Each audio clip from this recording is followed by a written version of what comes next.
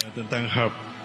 Jadi ada satu program yang saat ini cukup gila dijalankan oleh Zionis Yahudi, yaitu program Reduction of Population, mengurangi populasi manusia. Reduksi itu mengurangi jumlah populasi manusia.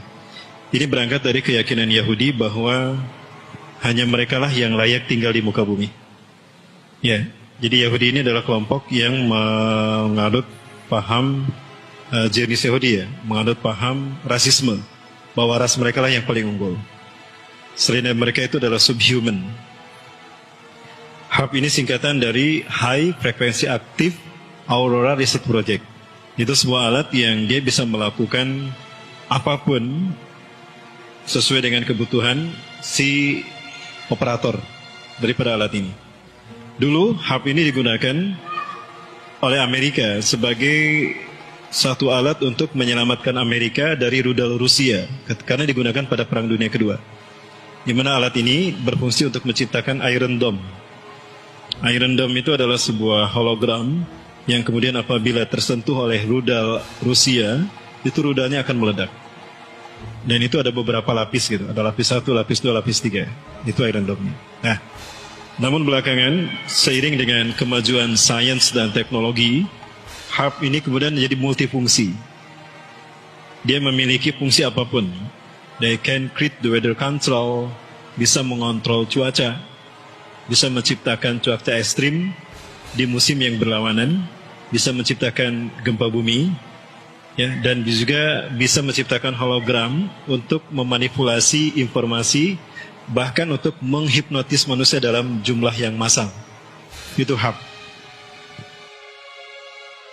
Dan sekarang tempatnya itu berada di Gakona. Gakona itu Amerika Serikat, tidak jauh dari Alaska.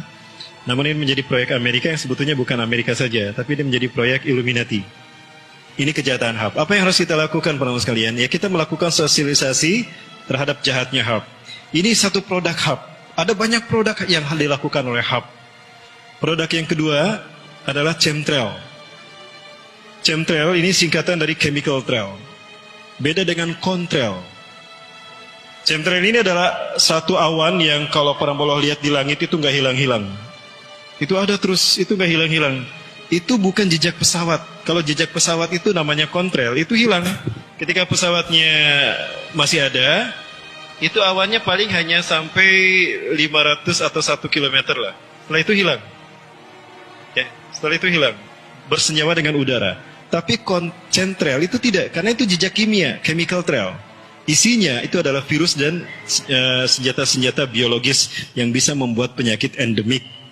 Maka banyak orang masyarakat mengalami penyakit-penyakit aneh itu karena perbuatannya, karena chemtrail. Nah, di negara di dunia itu mereka sudah protes kepada pemerintahnya. Yang belum protes di mana? Di Indonesia. Karena belum yang memahami, sedikit yang memahami tentang chemtrail. Kami pernah melakukan itu di Hussein Sastra-Negara, Bandara Hussein. Teman saya saat itu menggunakan menggunakan ID sebagai jurnalis.